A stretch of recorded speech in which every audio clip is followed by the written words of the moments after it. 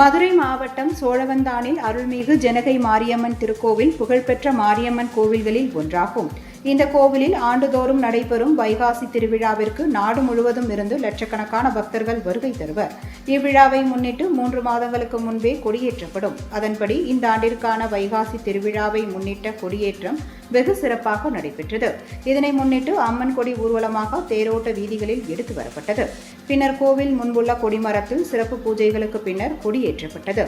இந்த நிகழ்வில் சோழவந்தான் மட்டுமின்றி அதனை சுற்றியுள்ள கருவுத்துறை, மண்ணாடிமங்கலம், காட்டுப்பட்டி, முள்ளிப்பள்ளம், தென்கரை உள்ளிட்ட கிராமங்களைச் சேர்ந்த ஆயிரக்கணக்கான பக்தர்கள் கலந்து கொண்டு அம்மனை வழிபட்டனர். கொடியேற்றத்தை தொடர்ந்து இன்று முதல் பக்தர்கள் விரதமிருந்து சைவ நெறிமுறைகளை கடைபிடித்து தொடங்கினர். வரலாற்று சிறப்புமிக்க இந்த திருவிழாவிற்கான ஏற்பாடுகளை கோவில் நிர்வாகத்தினர் செய்து வருகின்றனர்.